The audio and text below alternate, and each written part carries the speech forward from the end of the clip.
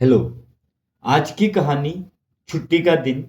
इसे दैजो कोस्टलानिये ने लिखा है और वे हंगरी से थे। वे कवि और कथाकार रहे हैं। एक आलोचक के कथनानुसार दैजो को हंगरी साहित्य का एरियल कहा जा सकता है। वे परिश्रमी रचनाकार थे। समय उनके शब्दों में हंगरी के देहातों के बराबर रोचक और कोई दृश्य नहीं है, न ही हंगरी के मध्यम वर्ग से ज्यादा उत्तेजक कोई विषय। जीवन के अंतिम चरण में वे कैंसर से पीड़ित रहे, फिर भी उनका रचना क्रम चलता रहा। 1936 1936 में उनके निधन पर समस्त साहित्यिक समाज शोक में डूब गया। छुट्टी का दिन। धूप उजली थी, मानो रात को फोटो खींचने के लिए आलोकित किया गया हो। वालातोन झील का विहार धूप से चमक दमक रहा था। बलूहे समुद्र तट के हाशिए के भीतर सब कुछ सफेदी से पुती कोठरियों से लेकर पीली पीली बरसातियों तक सब कुछ निष्कलंक उजला हो रहा था। आकाश भी शुभ्र था। बबूल की धूल भरी पत्तियां कोरे कागज से सफेद थी। करीब 2:30 थे। शुहायदा ने खाना जल्दी खा लिया था। वह बंगले के सदर दरवाजे से सीढ़ियां उतर रहा था जो अहाते से बगीची तक आती थी। कहाँ चले? श्रीमती शुहायदा ने पूछा। वह नन्हे नन्हे शोक फूलों के बीच बैठी क्रोशियाकारी कर रही थी। नहाने, शुहायदा ने जम्हाई लेते हुए जवाब दिया। हाथ में चेरी रंग का जांघिया था। सुनो, उसे लेते जाओ, स्त्री ने मिन्नत में कहा। नहीं। क्यों नहीं? क्योंकि वह शरारती है, शुहायदा ने उत्तर दिया। क्योंकि वह निकम्मा नालायक लड़का है। और फिर जरा ठहरकर बोले, क्योंकि वह पढ़ता नहीं है। पढ़ता तो है, पत्नी ने हाथ नचाकर विरोध किया। सवेरे से तो पढ़ ही तो रहा है। रसोई घर के सामने कोई 11 बरस का एक लड़का बेंच पर बैठा कान खुजा रहा था। उसकी गोद में एक बंद किताब पड़ी थी, उसका लैटिन व्याकरण। वह सुकट्टी हो रहा था और उसका सर घुटा हुआ था। वह लाल बनियान और सूती पतलून पहने था। उघरे पांव में चमड़े की सैंडल थी। माँ बाप की ओर मिची आंखों से वह देख रहा था। अच्छा, शुहायदा ने सिर झटक कर रुखाई से पूछा। इसे कैसे कहोगे? वे मेरी प्रशंसा करेंगे।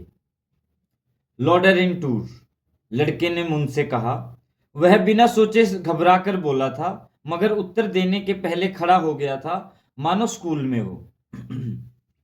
लॉर्डर इन टूर, शुहायदा ने व्यंग से सिर हिलाकर हामी भरी। लॉर्डर इन टूर, क्या कहने? दूसरी परीक्षा में भी तुम फेल होगे। नहीं नहीं, वह जानता है। माँ बच्चे की मदद को आई, मगर वह गड़बड़ा जाता है। तुमसे डर जाता है वह। मैं इसकी पढ़ाई छुड़ा दूंगा, सच कहता हूं, ईश्वर की कसम। पिता गर्ज कर बोला। घसियारा बनेगा या भार झोंकेगा? उन्हें खुद मालूम नहीं उन्होंने गुस्से में ये दो धंधे क्यों सोचे थे, जबकि इन दोनों का उन्हें कुछ ज्ञान न था। मेरे पास आओ जानी बेटे, माँ बोली। तुम पढ़ोगे ना? क्यों बेटे? वह मुझे बर्बाद कर देगा, गुनाह कहीं का। शुहायदा कहने लगा। क्रोध उसके जीवन का रस था। बर्बाद कर देगा, उसने फिर कहा, और देखा कि उसके गुस्से से उसके शरीर में खून दौड़ने लगा था और दोपहर की ऊब भाग रही थी। मैं पढ़ूंगा, लड़का दबी जबान में हकलाया, और अपमान के अकेलेपन में उसने सहारे के लिए माँ की ओर ताका। पिता की ओर देखने की उसे ताब न थी। वह पिता को देखता नहीं था। वह अकेले उन्हें अनुभव करता था, हर जगह, हर समय, नफरत से। मत पढ़ना, शुहायदा ने तिरस्कार करके कहा। पढ़ने की क्या जरूरत है? बेकार का काम है। मगर वह पढ़ता तो है, माँ बच्चे के सिर पर हाथ फेरती हुई बोली। और तुम तो उसे माफ कर दोगे, क्यों न? यह कहकर तत्काल वह बच्चे से बोली। अपना जंगिया झटपट ले आओ, तुम्हारे बापू तुम्हें तैरने साथ ले जाएंगे। जानी ठीक ठीक समझ न पाया कि क्या हो रहा है। वह तय भी न कर सका कि उसकी माँ के हस्तक्षेप ने किस चमत्कार द्वारा उसकी और पिता की वह लंबी तकरार खत्म करा दी थी। जी जो हो, वह दौड़कर दरवाजे तक और दरवाजे से अपनी छोटी सी अंधेरी कोठरी में चला गया। वहां वह फुर्ती से चेरी के रंग वाला अपना जांघिया खोजने लगा। वह उसके पिता का सा ही था, हाँ उससे छोटा था। श्रीमती सुहायदा ने ही दोनों के बनाए थे। पिता हिचकिचाते दिखाई दिए।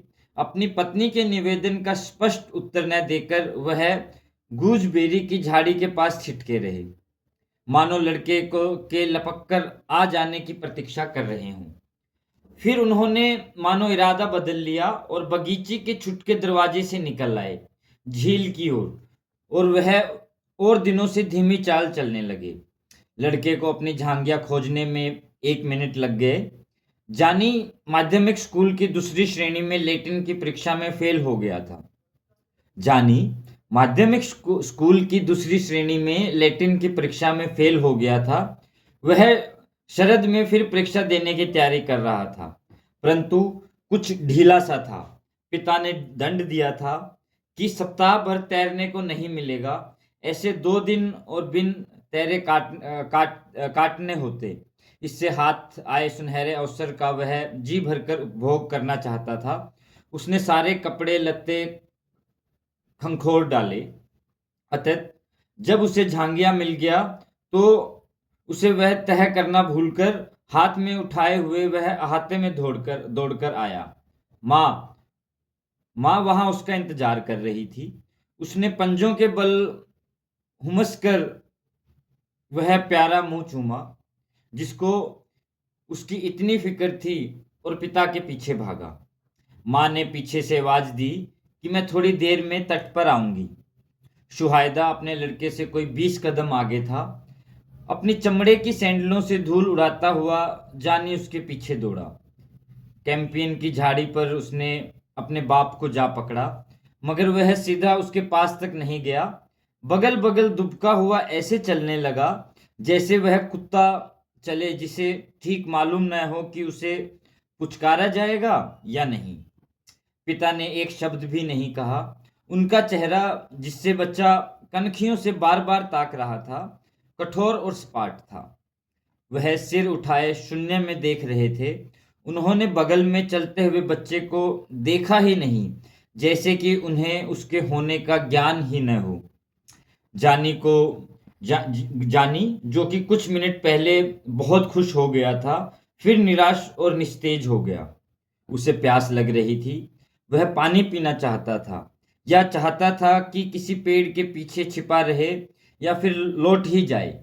लेकिन उसे डर था कि उसका बाप उस पर फिर चिल्लाएगा। इसलिए वह इस स्थिति को जो कि उसने पैदा की थी सह रहा था कि कहीं वह बद से बदतर न हो जाए। वह सोच रहा था कि अब मेरा क्या होगा। घर में समुद्र तट तक तट तक पैदल चलने में 4 मिनट से ज्यादा नहीं लगे। सैलानियों के विहार जैसे होते हैं वैसे ही यह जगह भी काफी दरिद्र थी। बिजली नहीं थी, सुविधाएं नहीं थी। तट पत्थरों से भरा था। सारी जगह निरी घटिया दर्जे की थी। सारी जगह निरी घटिया दर्जे की थी।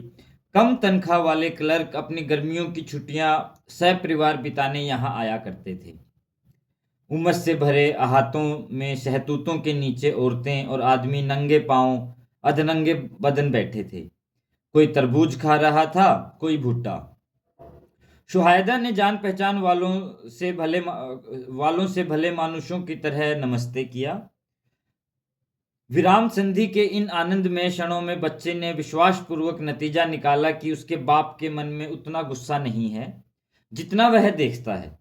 लेकिन जरा ही देर में उसके बाप की भौहें फिर तन गई। धूप में झिंगुर झंकार रहे थे। झील से उठकर एक मीठी सड़ान पिता पुत्र की नाक में आई। तभी गिरा पड़ा स्नान घर दिखाई देने लगा। लेकिन शुहायदा का मौन नहीं टूटा।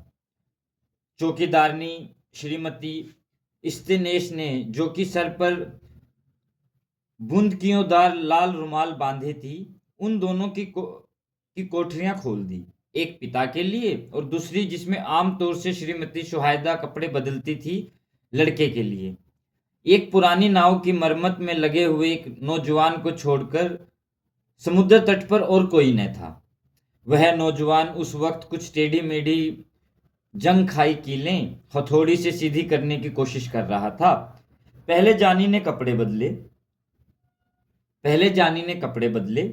वह अपनी कोठरी से बाहर आ गया, मगर समझ नहीं पाया कि क्या करे।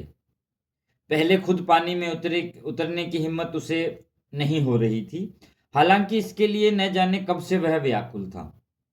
अनिश्चय और असमंजस में अपने पिता का इंतजार करते हुए अपने पैरों को ऐसे घूरता रहा जैसे उसने उन्हें पहली बार देखा हो।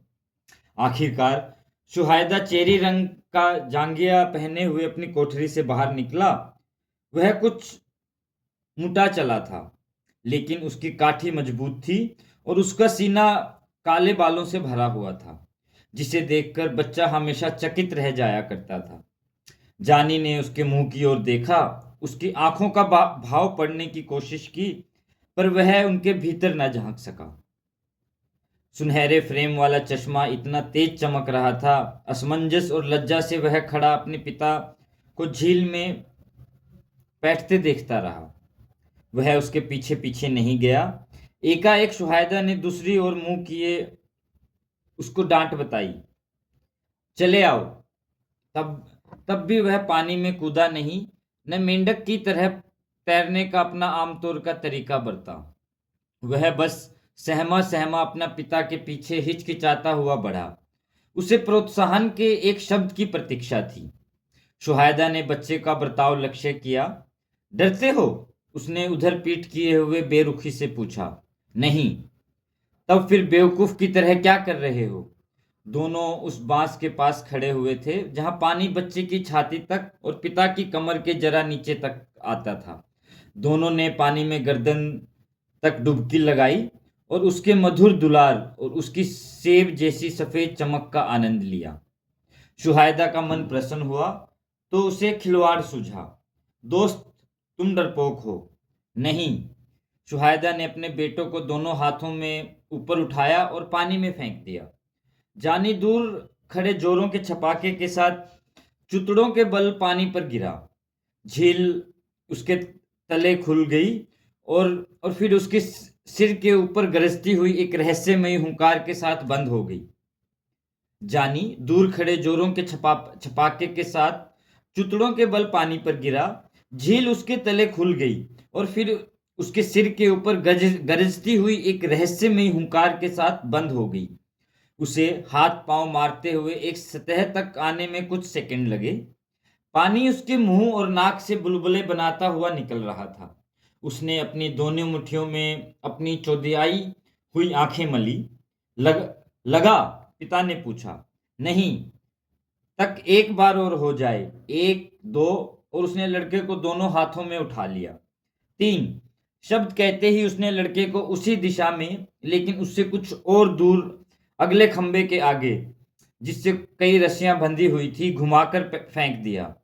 इसलिए वह देख नहीं पाया उसका लड़का कलाबाजी खाने के बाद जब पानी में गिरा तो वह गर्दन उठाए हुए था और उसकी बाहें फैली हुई थी। बिना किसी आशंका के शुहायदा दूसरी ओर देखने लगा। उसके सामने धूप में चमकता हुआ समुद्र तट फैला हुआ था और उसके और तट के बीच पानी की सतह ऐसे चमक रही थी जैसे लाखों तितलियां उस पर अपने हीरे के पंख फड़फड़ा रही हों। पहली बार की तरह वह कुछ सेकंड ठहरा, फिर उसने चिढ़कर आवाज दी, हो क्या रहा है? फिर जब मौन ही छाया रहा तो उसने धमकी के स्वर में कुछ और ऊंची फटी हुई आवाज लगाई, चले आओ, तमाशा मत करो। फिर भी कोई उत्तर नहीं। तुम कहाँ हो? वह जरा और जोर से चीखा और अपने चारों तरफ ताका और दूर तक भी निगाह दौड़ाई, क्योंकि जानी पानी के अंदर भी तैर लेता था और हो सकता था कि जहां चाहे वह निकल आए, वहां निकल आए। तो भी शुहायदा को बराबर वह अस्वस्थित का भाव बना रहा कि पिछली बार से ज्यादा समय इस बार निकल गया है। वह एकदम शंकाकुल हो उठा। वह उछलकर जितनी तेजी से हो सकता था पानी को चीरता हुआ उस जगह पहुंचने की कोशिश करने लगा जहां अनुमानित उसका लड़का लुप्त हुआ था, और बराबर बराबर आवाज देता रहा, जानी, जानी। उसने उसे बांस के पीछे नहीं पाया। अब वह दोनों हाथों से इस तरह पानी हटाने लगा जैसे फावड़े से बजरी हटा रहा हो। उसने जहां तहां पानी को मथ डाला।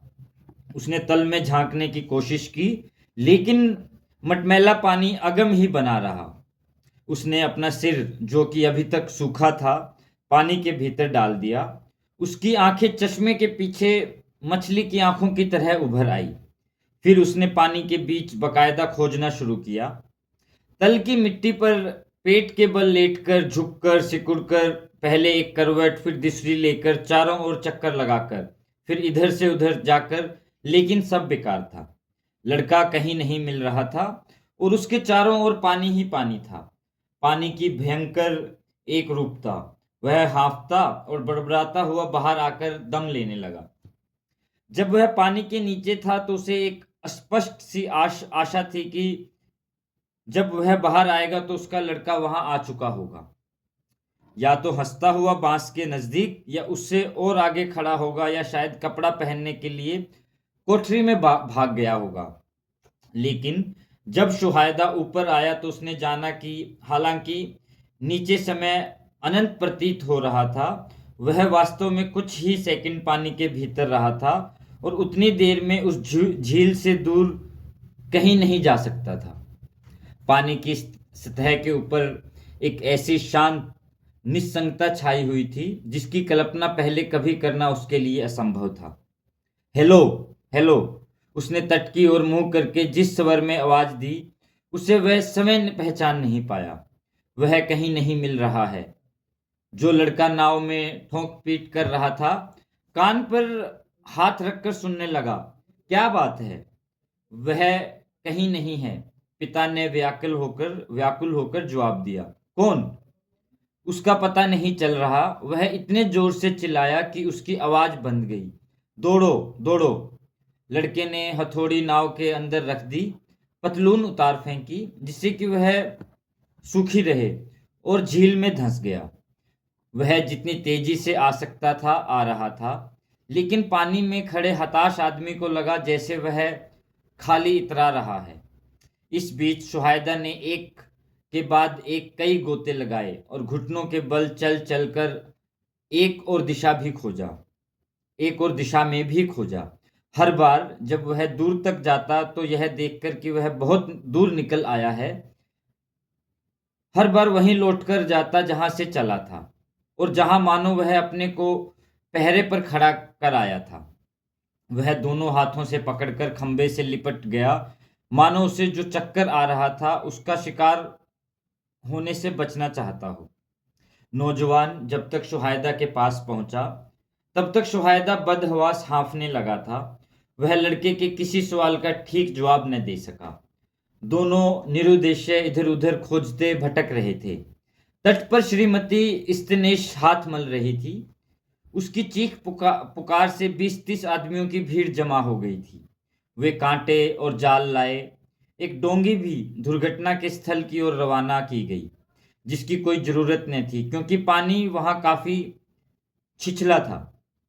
गांव भर में खबर फैलते देर न लगी कि कोई डूब गया है, या मानो सिद्ध हो चुका था। ठीक उसी क्षण बगीचे के फूलों के बीच श्रीमती शुहायदा अपना क्रोशिया समेट कर रख रही थी।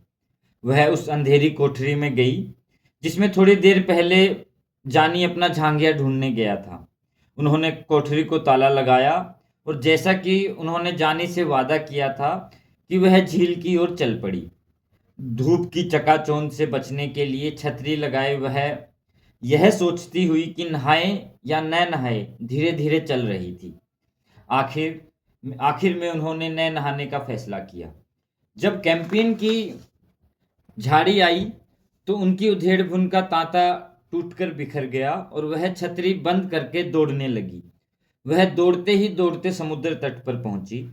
वहां उन्होंने 2 पुलिस के आदमी और भनभनाती हुई भीड़ देखी, जिसमें अधिसंख्य देहाती थी। उसमें से कोई रो रही थी।